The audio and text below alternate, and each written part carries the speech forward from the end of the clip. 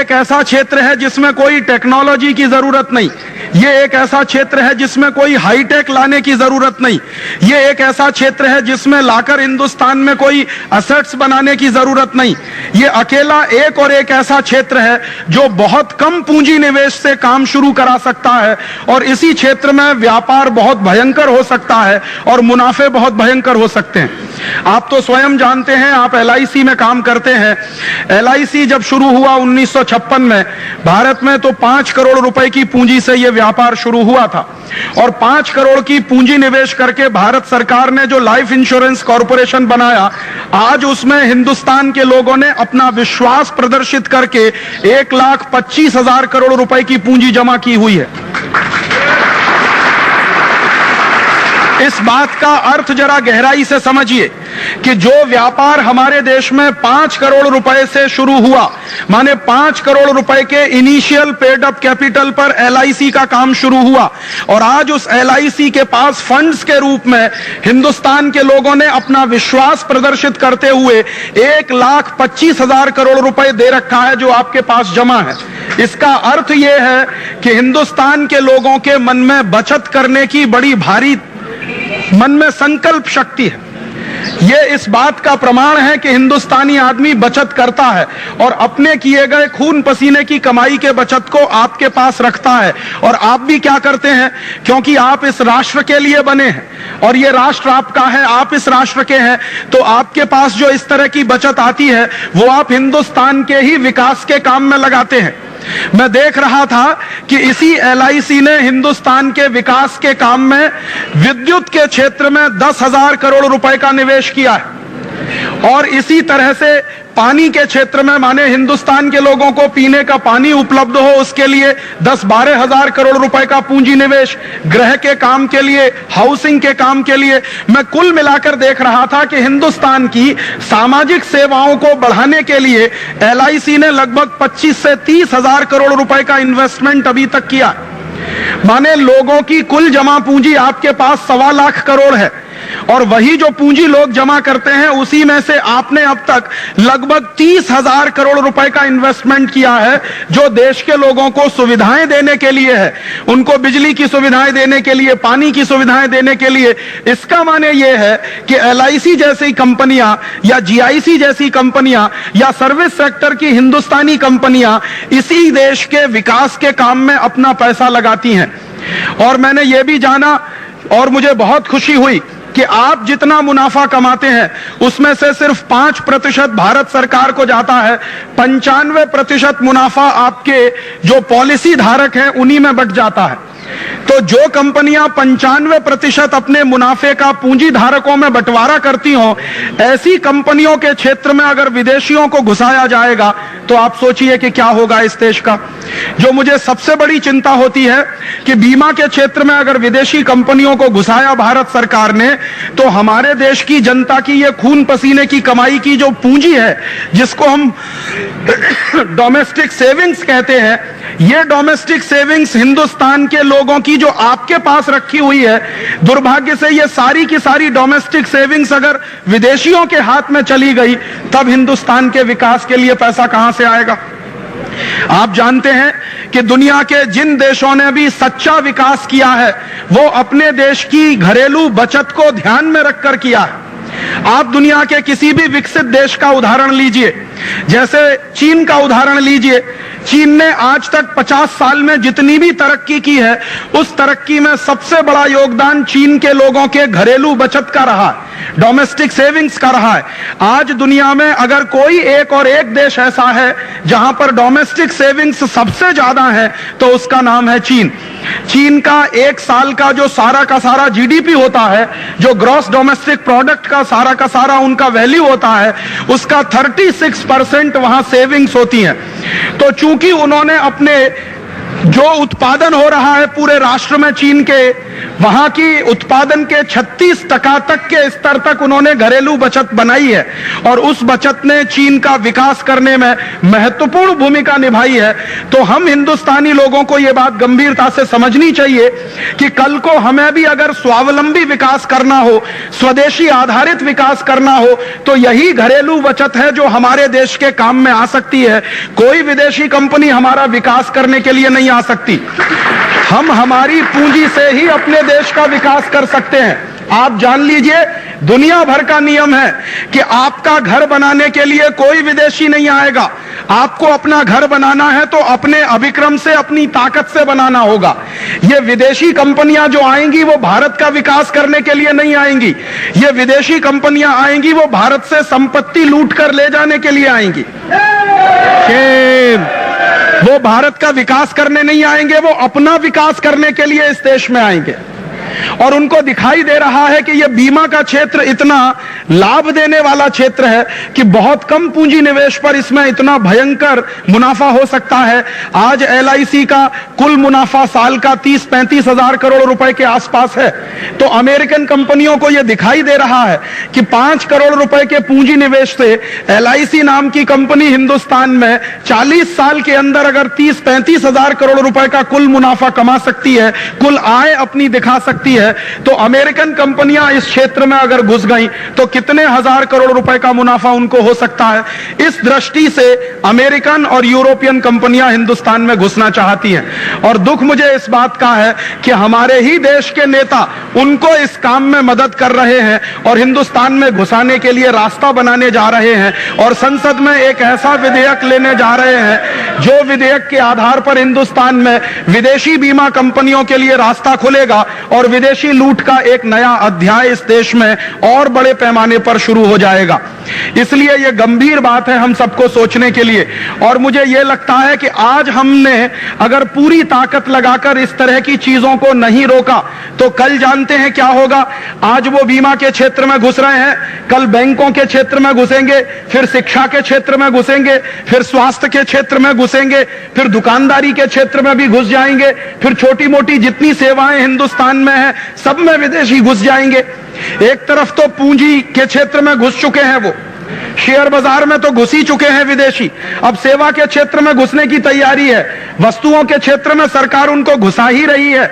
और मुझे जो दुख होता है ये जानते हुए कि अगर ये सारे के सारे क्षेत्र विदेशियों के हाथ में ही चले जाएंगे तो हम हिंदुस्तानियों को फिर क्या करने के लिए बचेगा। ये हम सबके लिए एक गंभीर प्रश्न है और ये हमारे अस्तित्व से जुड़ा हुआ प्रश्न है, ये हमारे हिंदुस्तान के अस्तित्व से जुड़ा हुआ प्रश्न है, राष्ट्र की अस्मिता के साथ जुड़ा हुआ सवाल है, राष्ट्र की आर्थिक आजादी के साथ जुड़ा हुआ सवाल है, राष्ट्र की संप्रभुता के साथ जुड़ा हुआ सवाल है। मैं बहुत बार इन नेताओं से मिलता रहता हूं और कभी कभी मैं इनसे पूछता हूं कि आप जब कुर्सी पर नहीं होते हैं तब बड़ी बड़ी बातें करते हैं और कुर्सी पर बैठते ही आपकी हवा क्यों निकल जाती है, आप ये उल्टे काम करना क्यों शुरू करते हैं। तो अक्सर ये नेता आप मुझको क्या जवाब देते हैं, वो कहते हैं राजीव भाई आप तो जानते ही हैं कि पुरानी सरकारों ने बहुत सारे समझौते कर रखे हैं, 1994 की सरकार ने गेट करार का समझौता कर दिया, अब हमारी मजबूरी ये है कि हमें वही समझौता हिंदुस्तान में आगे बढ़ाना है। और मैं फिर उनको एक सवाल और पूछता हूं कि अच्छा अगर यही बात है कि पुरानी सरकार ने एक समझौता किया जिसका नाम गेट करार का समझौता या डंकल प्रस्ताव या WTO का एग्रीमेंट, और हम मानते हैं कि वो गलत समझौता था और आप भी उसी गलत समझौते को आगे बढ़ा रहे हो, तो आप में और पुरानी सरकार में फर्क क्या? क्या हम आपको इसलिए लेकर आए थे वोट देकर कि आप भी वही गलती करना जो पुरानी सरकार कर रही थी? पुरानी सरकार ने अगर हिंदुस्तान को खड्डे में फेंका तो आप उसको खड्डे से निकाल के खाई में फेंकना चाहते हो। हम एक सरकार लाते हैं, वो गलतियां करती है, उसको हटाते हैं, दूसरी सरकार लाते हैं, अब दूसरी सरकार भी वही गलती करे जो पुरानी सरकार करती है, तो ये सरकार बदलने का नाटक क्यों करते हो?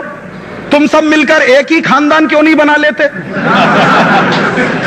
हिंदुस्तान के लोगों को क्यों बेवकूफ बनाते हो कि हम अलग खानदान के हैं, हम अलग खानदान के हैं, हमारा चुनाव चिन्ह हाथ का पंजा, हमारा चुनाव चिन्ह कमल का फूल, ये सब एक कर दो। जब पुरानी सरकार की नीतियों को ही तुम्हें चलाना है और नई सरकार कोई नई नीति बनाना ही नहीं चाहती, तो हम तो मानते हैं कि जनता के लिए तो ये सब खानदान एक ही है, इसमें कोई फर्क नहीं है। और अगर आपकी नीतियों में फर्क नहीं है तो जब आप वोट मांगने जाते हो तो क्यों बोलते हो फलानी पार्टी बेकार है, मेरी पार्टी बहुत अच्छी है? कहो कि हम सब पार्टी वाले एक ही थाली के चट्टे बट्टे हैं, जो वो करते हैं वो हम करने वाले हैं। अब आपकी हिम्मत हो तो वोट दीजिए, वरना मत दीजिए। और अगर इस ईमानदारी से वोट मांगोगे तो मैं गारंटी से कह सकता हूं कि अभी तक तो हिंदुस्तान की 50% जनता ही वोट देने जाती है, फिर शायद 5% जनता भी वोट देने नहीं जाएगी। लेकिन ये ऐसा नहीं करते। ये जब चुनाव लड़ते हैं तो बड़े बड़े वायदे करते हैं आपसे और बड़े बड़े सपने दिखाते हैं आपको, और ऐसे ऐसे मुद्दे उठाते हैं जिनका मुझसे और आपसे कुछ लेना देना नहीं। पिछला चुनाव हुआ, उसमें मुद्दा उठाया स्थिरता का। पिछला चुनाव हुआ, उसमें मुद्दा उठाया गुड गवर्नेंस का। मेरे लिए गुड गवर्नेंस का मतलब क्या? मेरे लिए गुड गवर्नेंस का मतलब यह है कि पुरानी सरकार की हुई गलतियों को नई सरकार नहीं करेगी, वही मेरे लिए गुड गवर्नेंस है। अगर पुरानी सरकार ने विदेशी कंपनियों को बुलाकर हिंदुस्तान के बाजार को खोला, हिंदुस्तान के 3 लाख उद्योग उसमें बंद हो गए, 8 करोड़ मजदूर बेकार हो गए, तो गुड गवर्नेंस का मतलब क्या होगा कि नई सरकार आएगी, वो 3 लाख बंद पड़े हुए उद्योगों को नया खुलवाएगी और 8 करोड़ जो बेकार हुए हैं उनको नया काम दिलवाएगी। तब तो मैं समझता हूं कि गुड गवर्नेंस हुई। अब नई सरकार आकर बोलती है कि पुरानी सरकार ने तो 3 लाख उद्योग बंद कराए थे, हम 6 लाख और कराएंगे। तो यह गुड गवर्नेंस हुआ कि बैड गवर्नेंस हुआ? और मुझे तो यही समझ में नहीं आता कि वो 13 महीने सरकार चली और गिर गई तो दुनिया भर में स्थिरता का नारा लगा दिया। अब तुम्हारे पास स्थिर मेजॉरिटी आ गई तो तुम 13 महीने की सरकार ने जितनी विदेशी कंपनियों को बुलाया उससे और ज्यादा आप बुलाना चाहते हो। तो स्थिरता किसके लिए? जनता के लिए कि तुम्हारी कुर्सी के लिए? तो स्थिरता का नारा या गुड गवर्नेंस का नारा जनता के लिए नहीं है। स्थिरता का नारा और गुड गवर्नेंस का नारा उनकी अपनी जो कुरीतियां हैं, जो उन्होंने गलत नीतियां बना रखी हैं, उन्हीं को लगातार आगे बढ़ाने के लिए है। इसका अर्थ बिल्कुल साफ है। इसका अर्थ यह साफ है कि अब हिंदुस्तान की 2 राजनीतिक पार्टियों से तो आप कोई उम्मीद नहीं कर सकते कि वो इस राष्ट्र के हित में कुछ करेंगे। उन्होंने तो गठजोड़ कर लिया है, और गठजोड़ ऐसे विचित्र तरीके से किया है कि अभी थोड़े दिन पहले फिक्की का एक सम्मेलन हुआ था दिल्ली में। उस सम्मेलन में हमारे माननीय प्रधानमंत्री गए और भाषण देकर आए कि मैं उदारीकरण की गति को और तेज करने वाला हूं। दूसरे दिन मैंने देखा कि श्रीमती सोनिया गांधी भी पहुंच गई वहां भाषण देने, और उन्होंने कहा कि भारत सरकार जब उदारीकरण की गति को तेज करेगी तो हम पूरा समर्थन सरकार को देने वाले हैं। तो इसका माने अंदर खाने में दोनों की दोस्ती है, बाहर खाने में झगड़ा है। आपको दिखाने के लिए झगड़ा है, मुझको दिखाने के लिए झगड़ा है। अंदर ही अंदर कोई झगड़ा नहीं है, समझौता कर रखा है कि तुमने जितना देश बेचा उससे ज्यादा हम बेचेंगे, तुमने जितनी चैंपियनशिप मारी है उससे ज्यादा हम मारेंगे, तुमने हमको समर्थन दिया था हम तुमको समर्थन देंगे। इस तरह के गठजोड़ की राजनीति अब शुरू हुई है। और मुश्किल यह है कि जब इस तरह की राजनीति देश में चलती है और इस तरह के विधेयक लाने जब शुरू हो जाते हैं संसद में, तो आप जानते हैं कि एक नया तरीका और आया है। कहते हैं इस देश में प्रजातंत्र चलता है, लेकिन आप जानते हैं कि डिक्टेटरशिप भयंकर पैमाने पर चल रही है इस देश में। कैसी डिक्टेटरशिप चल रही है? मैं व्यक्तिगत रूप से जानता हूं कि कांग्रेस पार्टी में ऐसे कई एमपी हैं जो बीमा क्षेत्र के निजीकरण के पूरी तरह से विरोधी हैं। भारतीय जनता पार्टी में ऐसे कुछ एमपी हैं जो बीमा क्षेत्र के विदेशीकरण और निजीकरण के पूरी ताकत के साथ विरोधी हैं। और आप भी जानते हैं, मैं भी जानता हूं। लेकिन क्या होगा मैं आपको आज बताता हूं कि जो लोग विरोधी हैं बीमा क्षेत्र में विदेशी कंपनियों को बुलाने के, उनको व्हिप जारी किया जाएगा। एक तरफ बिल लाया जाएगा, दूसरी तरफ पार्टियों की तरफ से व्हिप जारी किया जाएगा, और व्हिप जारी करके सांसदों को यह बताया जाएगा कि जो सरकार चाहती है वैसा वोट डालो। अगर तुमने सरकार के कहने पर वोट नहीं डाला, तुमको पार्टी से निकाल दिया जाएगा। और आजकल के एमपीज इतने कमजोर हो गए हैं कि उनको पार्टी छोड़ना मंजूर नहीं है, भले ही देश खड्डे में चला जाए। वो बातचीत में कई बार मुझे कहते हैं, मैं कई एमपी से मिल चुका हूं, 250 से ज्यादा एमपी से मैं पिछले 3 वर्षों में मिला हूं, और मैंने हर एक से यह पूछा कि आप क्या मानते हैं विदेशी कंपनियों को ज्यादा आना चाहिए, बीमा के क्षेत्र में आना चाहिए, बैंकिंग में आना चाहिए? वो कहते हैं नहीं आना चाहिए। तो मैंने जब उनसे पूछा कि अच्छा ईमानदारी से ये बताना, ये बिल आएगा तब तुम क्या करने वाले हो? तो उन्होंने कहा राजीव भाई हम तो कुछ नहीं कर सकते, विप आएगा और जो विप कहेगा वही हमें तो करना पड़ेगा। तो मैंने कहा आप फिर ईमानदारी से ये बताओ कि जब आप वोट मांगने आते हो मेरे पास तो आप बोलते हो कि हम आपके प्रतिनिधि बनेंगे इसलिए आप हमको वोट दीजिए, तो आप मेरे प्रतिनिधि बनकर वोट लेकर संसद में जाकर बैठते हो और काम पार्टी का करते हो, प्रतिनिधि मेरे बने हुए हो, काम पार्टी का करते हो, तो तुमसे जैसा बेवकूफी वाला आदमी कौन है? मुझसे वोट मांगा, मैंने तुमको वोट दिया, 6-7 लाख की आबादी का आप रिप्रेजेंटेशन करते हैं, तो आपकी जिम्मेदारी वो 6 लाख वोटर के प्रति है या एक पार्टी के अध्यक्ष के प्रति है? आप बताइए। और अगर आप ईमानदारी से ये कहते हैं कि हमारी प्रतिबद्धता पार्टी के प्रति है, तो फिर आप ये क्यों कहते हैं कि हम आपके प्रतिनिधि हैं? आप मेरे प्रतिनिधि कहां हैं? आप तो पार्टी के प्रतिनिधि हैं। और दुर्भाग्य हम सबका यह है कि ये सारे के सारे एमपीज जब संसद में जाकर बैठते हैं तो इनको जितनी पगार मिलती है वो जनता के प्रतिनिधि के रूप में मिलती है, इनको जितनी सुविधाएं मिलती हैं वो जनता के प्रतिनिधि के रूप में मिलती हैं, इनको जितनी और दूसरी तरह की सेवाएं मिलती हैं वो जनता के प्रतिनिधि के रूप में मिलती है, लेकिन काम ये जनता के प्रतिनिधि के रूप में नहीं करते। दुर्भाग्य मुझे ये कहना पड़ता है कि ये सब सांसद पार्टियों के बंधुआ मजदूर हो गए। बॉन्डेड लेबर होता है ना, वो मालिक की इच्छा के अलावा कुछ नहीं कर सकता, वैसे ही बॉन्डेड लेबर हमारे ये सब सांसद हो गए। एक तरफ मानते हैं सिद्धांत रूप में कि आपकी बात बराबर है, लेकिन संसद के अंदर जब उसके विरुद्ध वोट डालने की बात आती है तो वो कहते हैं कि ये हमारी क्षमता के बाहर है क्योंकि पार्टी का विप जारी हो गया। आप जान लीजिए ये पार्टियों ने विप जारी करने की जो परंपरा बनाई है ये हिंदुस्तान को डिक्टेटरशिप की तरफ ले जाने की निशानी है, हिंदुस्तान को हिटलर शाही की तरफ ले जाने की निशानी है। ये हिटलर शाही यही होती है जहां कोई अपने मन की बात नहीं कह सकता, एक नेता सोचता है, एक अध्यक्ष सोचता है, एक आदमी समझौता करता है और बाकी सबको मजबूर किया जाता है कि तुम उसको मानो और उसका पालन करो। वैसे हिटलर शाही की तरफ यह देश बढ़ रहा है। जैसे जैसे विदेशी पूंजी निवेश बढ़ रहा है, जैसे जैसे विदेशी कंपनियों का प्रवेश बढ़ रहा है, वैसे वैसे हिंदुस्तान अब हिटलर शाही की तरफ बढ़ रहा है। प्रजातांत्रिक देश न रहकर अब ये एक डिक्टेटरशिप वाला देश हो गया है। अब ऐसी परिस्थिति में हमारे सामने चुनौती है और ये हमारे सामने जिम्मेदारी भी है कि हम इस लड़ाई को कैसे लड़ें। तो मेरा आपसे एक निवेदन है कि इस लड़ाई को लड़ने के 2 रास्ते हमारे सामने हैं। एक रास्ता तो ये है कि ये लड़ाई आपके अकेले की लड़ाई नहीं है, ये पूरे भारत की अस्मिता की लड़ाई है, क्योंकि मैं ऐसा मानता हूं कि बीमा के क्षेत्र में, सेवा के क्षेत्र में, बीमा के क्षेत्र में, बैंकिंग के क्षेत्र में, इस सारे के सारे क्षेत्र में विदेशी पूंजी का आना हिंदुस्तान की अस्मिता का चला जाना, यह सीधा सीधा उससे जुड़ा हुआ। और आप जानते हैं हमारे देश में एक अमेरिकन राजदूत हुआ करते थे, उनका नाम था फ्रैंक विजनर। आज तो वो चले गए यहां से, अब दूसरे एक अमेरिकन राजदूत हैं, लेकिन फ्रैंक विजनर ने 1994 के साल में एक बड़ी गंभीर बात कही थी, वो मैं आपको सुनाना चाहता हूं और उस एक बात को सुनकर आप कल्पना करिए कि अमेरिका की योजना क्या है। फ्रैंक विजनर ने 1994 के साल में दिल्ली में एक सभा में यह बोला कि अमेरिका की पूंजी निवेश करने वाली जो बीमा की कंपनियां हैं, माने अमेरिका के सर्विस सेक्टर की जो कंपनियां हैं, वो जिस दिन भारत में घुस जाएंगी उस दिन अमेरिकन पूंजीपतियों का सारा प्रभुत्व हिंदुस्तान पर छा जाएगा।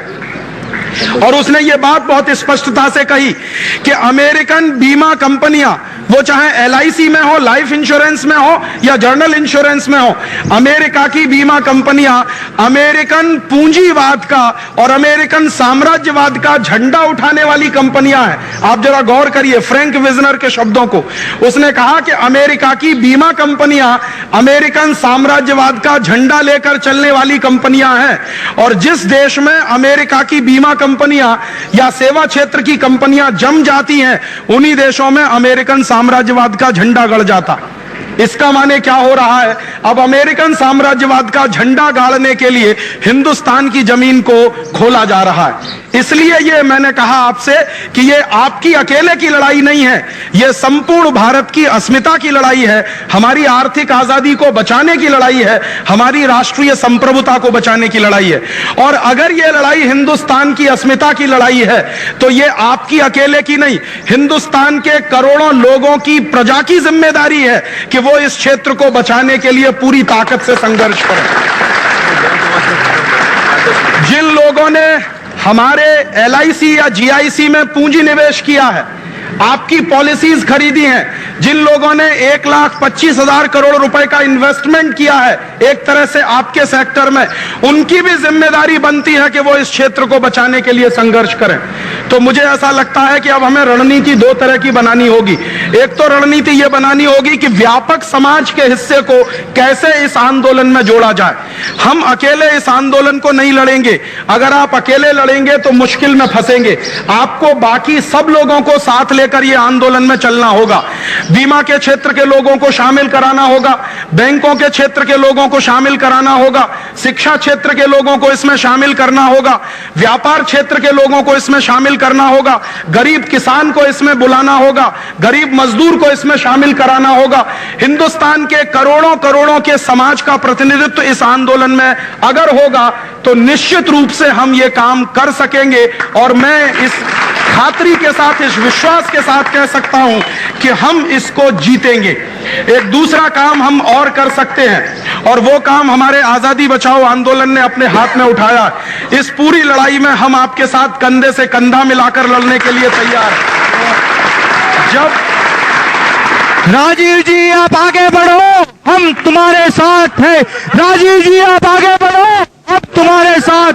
राजीव दीक्षित आगे बढ़ो, राजीव दीक्षित आगे बढ़ो,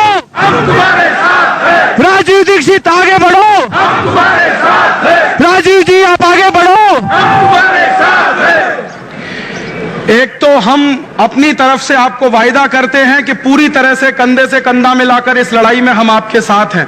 तो आप पूछेंगे हम आपकी क्या मदद कर सकते हैं।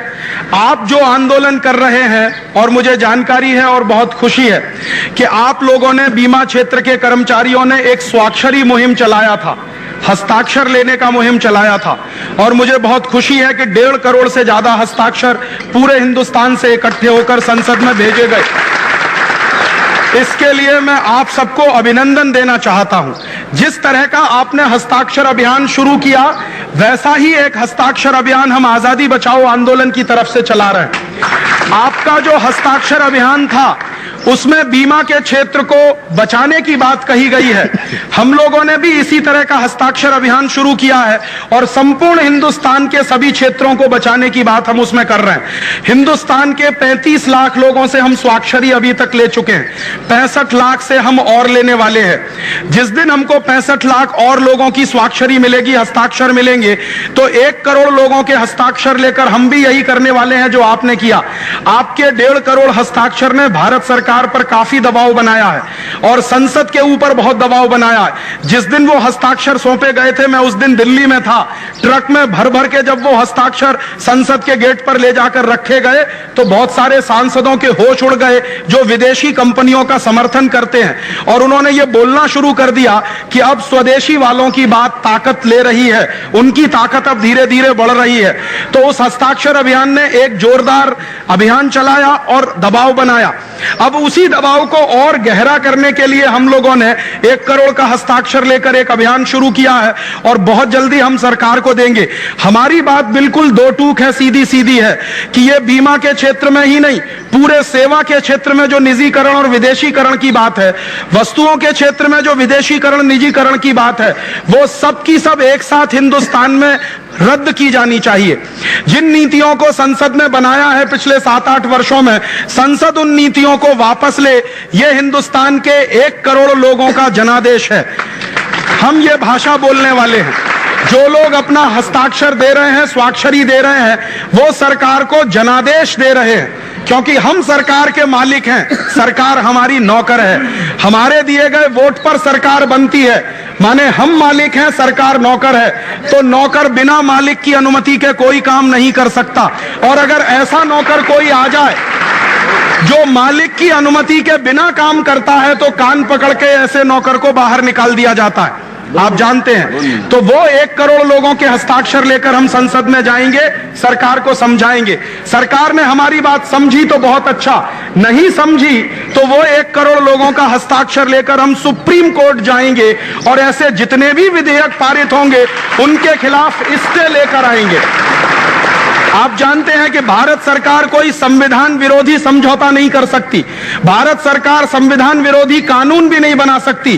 दुर्भाग्य से सेवा के क्षेत्र में जो विदेशी कंपनियों को बुलाने के कानून है, ये सब संविधान विरोधी हैं और हमारे राष्ट्र विरोधी हैं। हम सुप्रीम कोर्ट में ये सिद्ध करेंगे और सुप्रीम कोर्ट की मदद से कहेंगे कि सरकारों को आदेश दिया जाए कि वो इन कानूनों को रद्द करने के लिए कोई भूमिका अपनाए।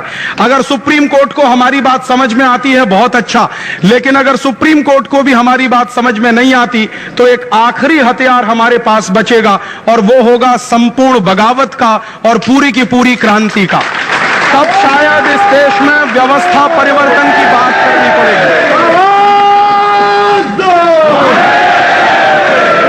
और उसके लिए रास्ते क्या होंगे? एक तरफ तो हिंदुस्तान के लोगों में जनमत बनाना होगा, गांव-गांव जाना होगा, लोगों को समझाना होगा कि ये बीमा के क्षेत्र में विदेशियों के आने से क्या नुकसान होगा, बैंकों में विदेशियों के आने से क्या नुकसान होगा, पूंजी के क्षेत्र में विदेशियों के आने से क्या नुकसान होगा।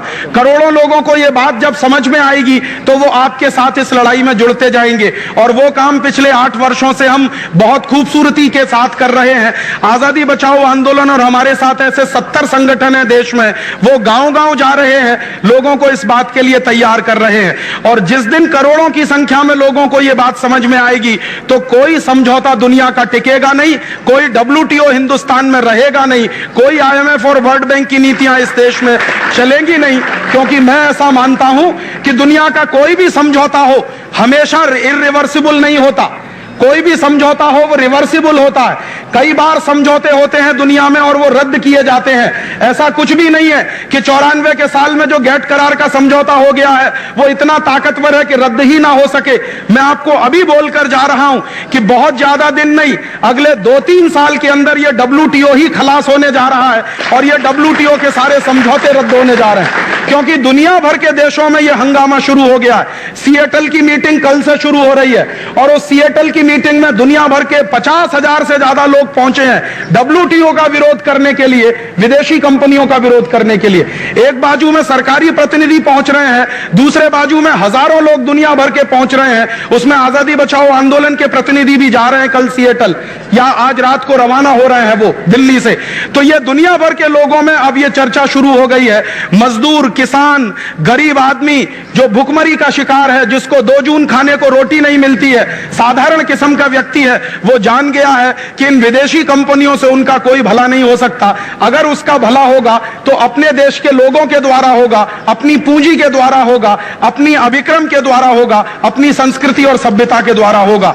तो एक बाजू में सरकारी लड़ाई लड़नी है सरकार के स्तर पर, दूसरे बाजू में जनता को मोबिलाइज करना है और तीसरे बाजू में दुनिया भर के लोगों को मोबिलाइज करना है जो WTO के खिलाफ हैं, जो वर्ल्ड बैंक के खिलाफ हैं, जो IMF के खिलाफ हैं। 3 स्तर की लड़ाई ये लड़नी है और इस लड़ाई में हम सब एक साथ मिलकर अगर लगेंगे, कंधे से कंधा मिलाकर, तो जरूर ये लड़ाई में हम जीतेंगे और कामयाब होंगे।